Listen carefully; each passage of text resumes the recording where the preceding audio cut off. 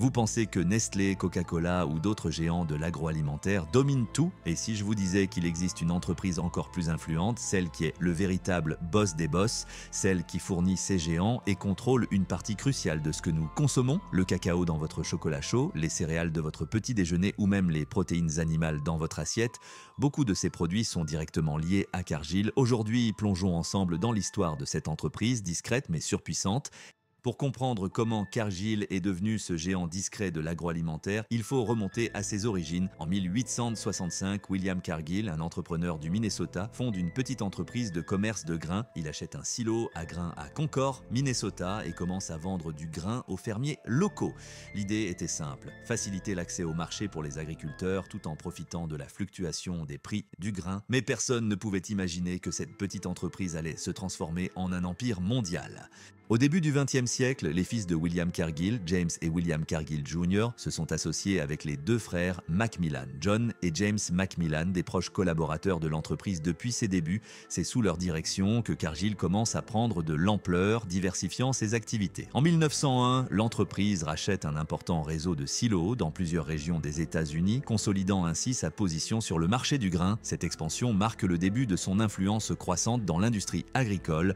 Dans les années 1920, Cargill commence sa diversification avec l'acquisition d'usines de transformation d'huile végétale. Cela permet à l'entreprise de ne pas se contenter de vendre des matières premières, mais aussi de les transformer, augmentant ainsi ses marges bénéficiaires. En 1929, Cargill se lance dans la production d'huile de soja, un produit devenu central pour l'industrie alimentaire mondiale. Cette diversification permet à l'entreprise de se stabiliser pendant les turbulences économiques de la Grande Dépression, une période difficile pour de nombreuses entreprises.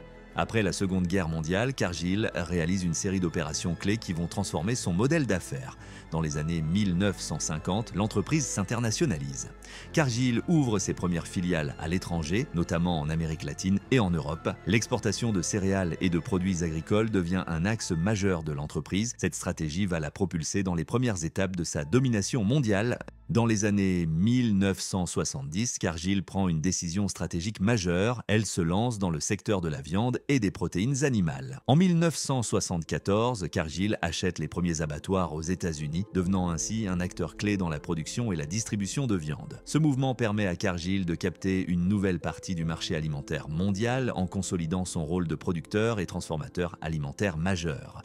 Dans les années 80 et 90, Cargill intensifie son expansion, cette fois dans des marchés émergents. L'entreprise ouvre des filiales en Chine, en Inde et dans de nombreuses régions d'Afrique. Ces nouvelles zones de croissance permettent à Cargill de diversifier ses sources de revenus et de répondre à une demande alimentaire croissante dans ces régions. L'entreprise devient ainsi un acteur global incontournable du marché alimentaire. Au début des années 2000, Cargill se tourne également vers l'énergie, notamment les biocarburants. En 2004, l'entreprise fait une acquisition majeure en achetant des parts dans Petrobras, un producteur de biodiesel au Brésil. Cette décision stratégique permet à Cargill de se positionner sur le marché des biocarburants, anticipant une future demande de carburants renouvelables. Au fil des décennies, Cargill a su se diversifier et s'imposer dans tous les maillons de la chaîne alimentaire, de la production de céréales et d'huile aux protéines animales, en passant par les biocarburants. Chaque opération stratégique, chaque acquisition a permis à l'entreprise d'étendre son influence et sa portée, transformant ce qui était une petite société familiale en un géant de l'agroalimentaire avec une présence mondiale. Aujourd'hui, Cargill est un véritable empire. Ses activités vont bien au-delà des céréales, transformation des protéines animales comme la viande de bœuf et de poulet, production d'huile végétale et d'amidon, commerce international de matières premières et même financement agricole et logistique maritime. En 2023, Cargill a généré un chiffre d'affaires impressionnant de 165 milliards de dollars. Avec plus de 160 000 employés dans 70 pays, elle s'impose comme l'un des plus grands acteurs privés au monde. Son modèle est simple, intervenir à chaque étape de la chaîne d'approvisionnement pour maximiser les marges et réduire les coûts. Mais voici ce qui est fascinant, Cargill ne se contente pas d'être un fournisseur parmi d'autres, elle est souvent indispensable. Les géants alimentaires comme Nestlé, PepsiCo, Unilever ou Danone dépendent de ces matières premières essentielles. Par exemple, Nestlé s'appuie sur Cargill pour son cacao et ses huiles végétales. McDonald's utilise ses viandes et ses amidons dans ses produits transformés. En somme, même les multinationales les plus puissantes ne pourraient pas fonctionner sans l'apport de Cargill, et c'est là que réside l'astuce. Alors que ces géants se disputent les parts de marché des consommateurs, Cargill reste en arrière-plan, générant des profits grâce à chacun d'entre eux. Pour comprendre l'étendue de sa puissance, regardons les chiffres. Avec un chiffre d'affaires annuel dépassant les 165 milliards de dollars, Cargill se classe parmi les entreprises privées les plus riches au monde. Ses infrastructures lui permettent de gérer 25% des exportations mondiales de céréales, un marché clé qui alimente des millions de personnes chaque jour. Cargill est aussi le premier producteur de protéines animales aux États-Unis, un secteur vital pour l'alimentation mondiale.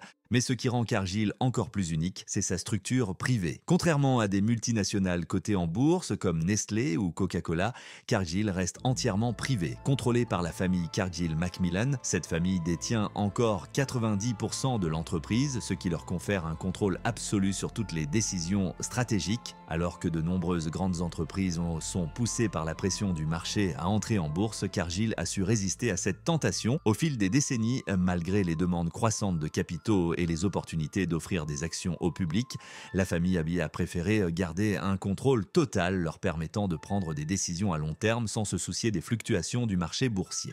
Cette décision stratégique a permis à Cargill de devenir ce qu'elle est aujourd'hui, un empire économique privé. Dirigée par un petit nombre de personnes, elle contrôle les secteurs clés de l'agroalimentaire mondial tout en restant loin des projecteurs. En choisissant de ne pas entrer en bourse, Cargill a pu rester discrète et indépendante tout en gardant une flexibilité maximale. Cette autonomie lui permet de naviguer dans les eaux troubles de l'économie mondiale, d'agir sans pression externe et de concentrer ses ressources sur des objectifs à long terme. Cargill incarne donc la définition même de l'empire discret, contrôlé par une poignée de dirigeants, mais dont l'influence est colossale à l'échelle mondiale. Cargill exerce une influence considérable sur les gouvernements et les institutions internationales, notamment par son puissant lobby agricole. Grâce à ses connexions politiques et économiques, l'entreprise façonne les politiques agricoles et commerciales dans plusieurs régions du monde, mais son lobbyisme soulève souvent des interrogations.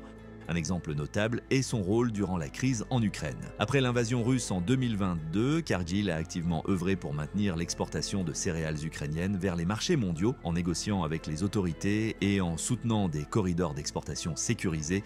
L'entreprise a non seulement garanti son approvisionnement, mais a également joué un rôle déterminant dans la stabilité des prix mondiaux des céréales. Cette situation a cependant soulevé des accusations selon lesquelles Cargill profitait de la guerre pour maximiser ses marges. En Europe, Cargill a également exercé une pression sur les législateurs pour influencer les régulations sur les huiles et les matières premières agricoles. En 2017, l'entreprise a fait pression pour empêcher la mise en place de taxes sur l'huile de palme, largement utilisée dans l'industrie alimentaire, bien que cette huile soit souvent pointée du doigt pour ses impacts environnementaux, notamment la déforestation. En France, un autre exemple de lobbying de Cargill concerne la loi sur le bien-être animal. En 2019, le gouvernement français a proposé une législation visant à améliorer les conditions de vie des animaux dans les abattoirs, une mesure qui risquait d'impacter directement les coûts de production. Cargill, avec d'autres grands acteurs de l'agroalimentaire, a fait pression pour modérer les exigences de cette législation, arguant que des normes trop strictes entraîneraient des hausses de prix qui affecteraient la compétitivité du secteur. Ce lobbying a permis de réduire les contraintes sur les abattoirs au grand bénéfice des producteurs comme Cargill. Ses principaux concurrents, comme ADM ou Bunge, tentent de rivaliser, mais Cargill conserve une longueur d'avance grâce à son modèle diversifié et intégré. De plus, avec l'émergence de nouveaux acteurs comme les startups spécialisés dans l'agriculture de précision et les protéines alternatives, Cargill doit continuer à innover pour garder son avance.